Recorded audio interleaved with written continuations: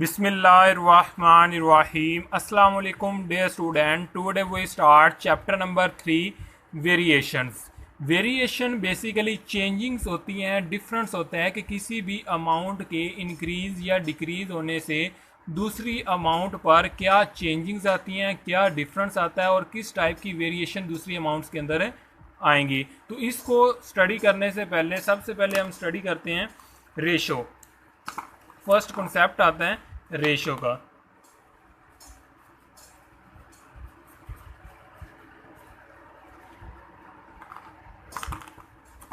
Ratio basically एक relation है, क्योंकि वेरिएशन चेंजिंग्स होती हैं कि एक क्वांटिटी के साथ दूसरी क्वांटिटी का क्या डिफरेंस होता है, क्या चेंजिंग्स आती है, तो दोनों क्वांटिटीज़ के दरमियान में क्या रिलेशन है। तो उस रिलेशन को स्टडी करने के लिए हम सबसे पहले रिलेशन में रेशो को स्टडी करेंगे। बेसिकली रेशो एक रिलेशन है,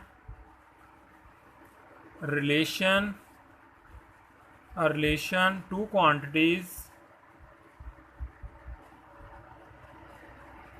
a relation between two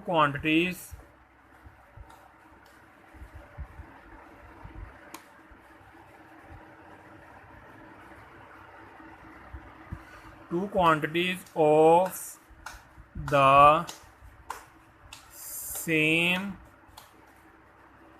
kind. Same kind mean measures in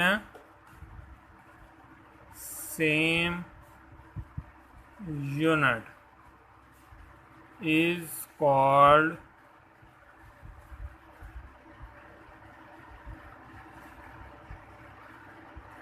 ratio.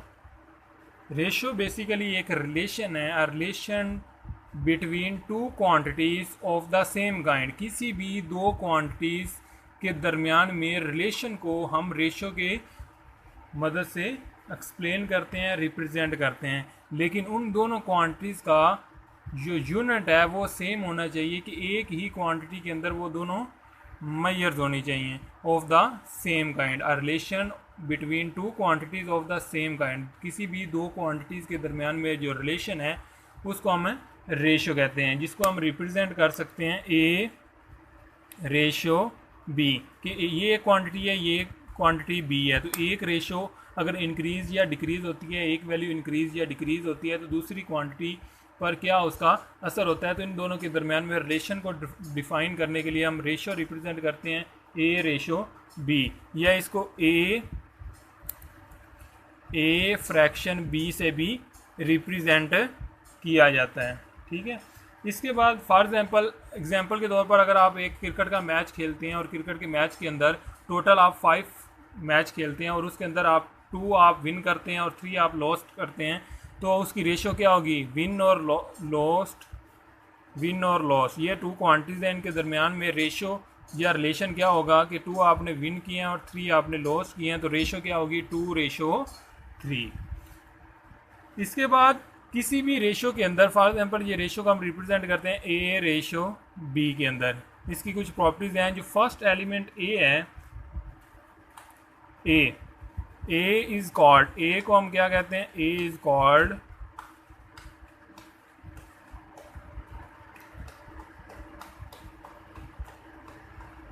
Antecedent. इसके बाद and B is called consequent.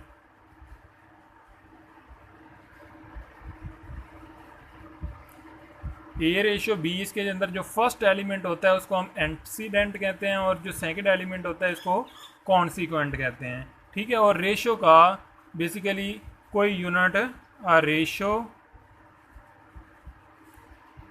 Has no units, और रेशो का कोई भी यूनिट नहीं होता, क्योंकि दो क्वांटिटीज़ के दरमियान में रिलेशन है और दोनों के अगर यूनिट सेम है तो फ्रैक्शन में है तो ऊपर का यूनिट और नीचे का यूनिट दोनों आपस में कैंसिल हो जाएंगे। इसी वजह से रेशो का यूनिट नहीं होता। इसके बाद जो सेकंड जो वेरिएशन के अंदर जो कंसेप्ट यूज होता है वो है proportion.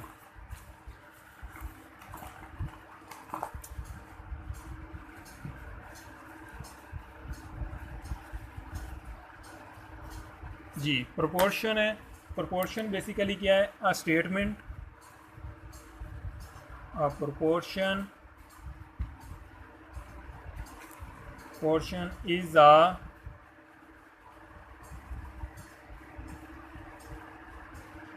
statement which is expressed as an equivalence of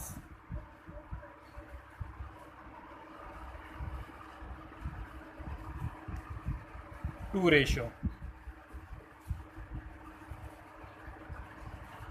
A proportion is the statement, proportional एक इस तरह की स्टेटमेंट होती है which is expressed as an equivalence of two ratio. Two ratios की जो इक्विलेंस है, टू रेशियोज की इक्विलेंस को हम प्रोपोर्शन कहते हैं। फॉर एग्जांपल एक रेशियो क्या है? A B, A ratio B है। इसी तरह एक और रेशियो है सी रेशियो डी। ये दो रेशियो है, इन दोनों रेशियोज के दरमियान में जो इक्विलेंस है, अगर ये रेशियो इस रेशियो के इक्वल है, कोई दो रेशियो इक्वल होंगी तो उसको हम रिप्रेजेंट करते हैं प्रोपोर्शनल के साथ। उस स्टेटमेंट के अगर ए रेशियो बी इक्विलेंस हो, इक्विलेंस प्रोपोर्शनल का साइन होता है बेसिकली ये 4 डॉट्स, और सी रेशियो डी, दो रेशियो के इक्विलेंस रिलेशन को हम प्रोपोर्शन कहते हैं। इसको ए रेशियो बी, ये इक्विलेंस रिलेशन है, इसको हम इक्वल भी लिख सकते हैं, सी रेशियो बी। तो ये स्टेटमेंट क्या कहलाएगी? प्रोपोर्शनल कहलाएगी। ठीक है, इसके अंदर वेयर ये प्रोपोर्शनल की स्टेटमेंट है, इसके अंदर ए एंड डी, ये देखिए ये दोनों लास्ट क्वांटिटीज हैं, इसी वजह से इन दोनों को A and D, when where A and D are called extremes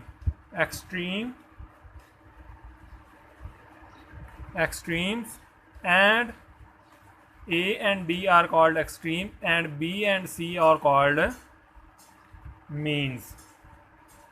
B and C are called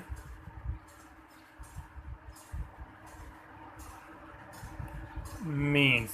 अब ये एक स्टेटमेंट दी हो जिसके अंदर टू रेशियोज का इक्विलेंस रिलेशन दिया हो, दो रेशियो हमें इक्वल दिए हो, हमने इस रिलेशन को सॉल्व करना हो, तो इसके अंदर बेसिकली ए रेशियो बी है, ए रेशियो बी को राइट कर सकते हैं A over B is equal to C ratio D है, इसको राइट कर सकते हैं C over D. A ratio B भी लिख सकते हैं, ए ओवर बी भी लिख सकते हैं, एंड सी रेशियो डी है, इसको सी ओवर डी भी लिख सकते हैं, क्योंकि रेशियो को हम फ्रैक्शन की फॉर्म में एक्सप्रेस कर सकते हैं। इसके बाद ये क्रॉस मल्टीप्लिकेशन है, इसको क्रॉस मल्टीप्लिकेशन करेंगे, A D is equal to B C. A D क्या है? A D are called extreme and B C क्या है? Are called means.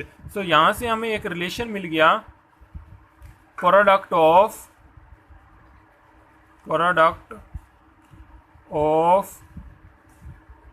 एक्सट्रीम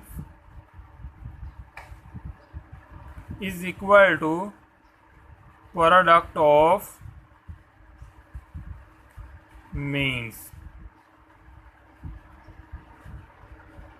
इस रिलेशन को यूज़ करते हुए हम एक्सरसाइज 3.1 और इस चैप्टर के अंदर डिफरेंट क्वेश्चंस को सॉल्व करेंगे। ये एक हमें रिलेशन मिल गया, जब भी हमें कोई प्रोपोर्शनल वाली स्टेटमेंट दी होगी, इसको हमने सॉल्व करना हो, सिंप्लीफाई करना हो, तो हम इस रिलेशन को यूज़ करेंगे, क्योंकि इस रिलेशन में ए एंड डी प्रोडक्ट हो रहा है और बी और सी प्रोडक्ट हो रहा है, दरमियान में इक्वल है, तो प्रोडक्ट ऑफ एक्सट्रीम इक्वल होता है प्रोडक्ट ऑफ मीन्स को। इस रिलेशन को आपने माइंड में रखना है कि product of extreme always equal to product of means के इक्वल होगा।